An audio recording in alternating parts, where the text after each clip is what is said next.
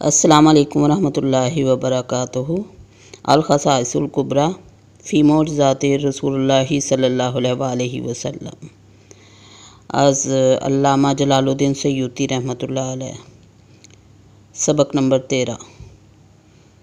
Heading ہے رسول اللہ صلی اللہ علیہ وآلہ وسلم کا حلم۔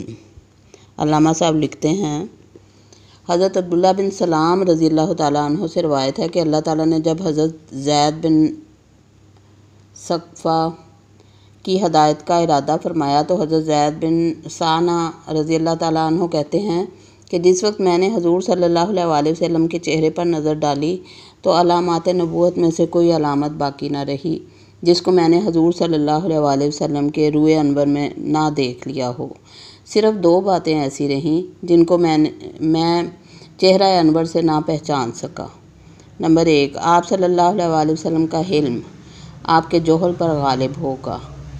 نمبر 2، دوسروں کے جوہل کی بنا پر آپ صلی اللہ علیہ وآلہ وسلم پر شدت کرنے سے آپ صلی اللہ علیہ وآلہ وسلم کا حلم ہی زیادہ ہوگا۔ چنانچہ اس کی پہچان کے لیے میں نے نبی صلی اللہ علیہ وآلہ وسلم سے نرمی کا برتاؤ اختیار کر کے ایک معاملہ کیا تاکہ میں بعد میں طے شدہ معاملہ کے خلاف کر کے آپ صلی اللہ علیہ وآلہ وسلم کے حلم اور جوہل کی پہچان کر سکوں۔ لہٰذا میں نے ایک خاص مدت مقرر کر کے ایک متعین کھجور کی مقدار خریدنے کا معاملہ کیا اور آپ صلی اللہ علیہ وآلہ وسلم کو قیمت دی۔ پھر اس مدت مقررہ سے 2 یا 3 دن پہلے میں حضور نبی کریم صلی اللہ علیہ وآلہ وسلم کے پاس آیا اور آپ صلی اللہ علیہ وآلہ وسلم کی قمیض اور چادر کے ایک گوشہ کو پکڑ کر غضبناک جذباتی ہیجان کے عالم میں کہا، اے محمد صلی اللہ علیہ وآلہ وسلم، تم میرا حق ادا نہ کرو گے؟ واللہ تم سب آل مطلب اور بدمعاملگی کرنے والے لوگ ہو، اور بے شک تمہارے اس معاملہ میں لاپرواہی کو میں خوب جانتا ہوں۔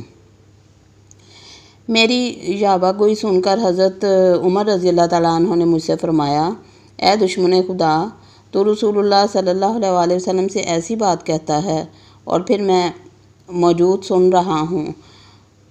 خدا کی قسم اگر مجھے حضور نبی کریم صلی اللہ علیہ وآلہ وسلم کا اس درجہ احترام نہ ہوتا تو میں اپنی تلوار سے اب تک تیرا سر اڑا چکا ہوتا۔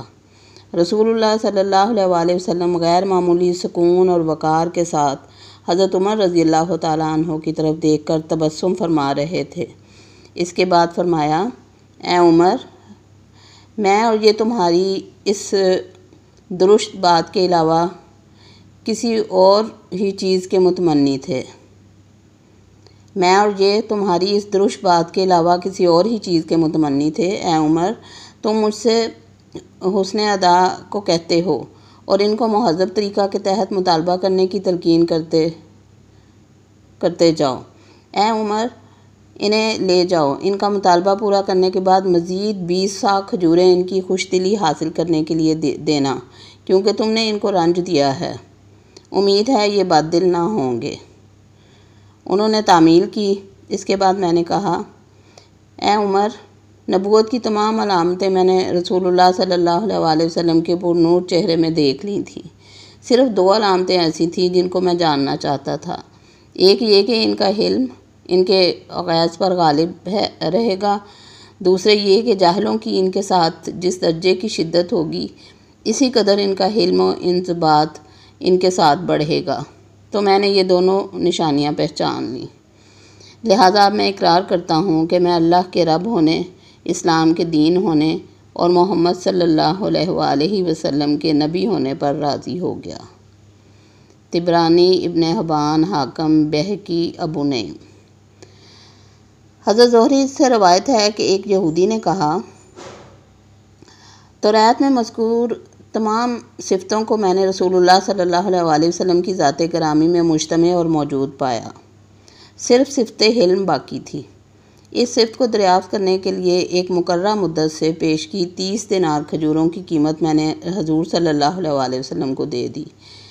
اس نے مذکورہ بالا واقعہ آخر تک بیان کیا، مگر اس کے آخر میں یہ زائد ہے کہ اس یہودی نے کہا، اے عمر، جو بے ادبی مجھ سے سرزد ہوئی ہے اس کے لیے مجھے کسی اور بات نے نہیں ابھارا تھا بجز اس کے کہ میں حضور نبی کریم صلی اللہ علیہ وآلہ وسلم کی ذات میں توریت میں مذکور تمام صفتیں پاتا تھا، مگر ایک صفت حلم کی مجھے آزمائش مقصود تھی، جسے آج میں نے آزما لیا اور ویسا ہی پایا جیسا کہ توریت میں مذکور تھا۔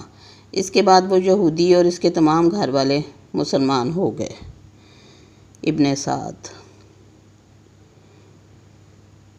وما علینا الا البلاغ۔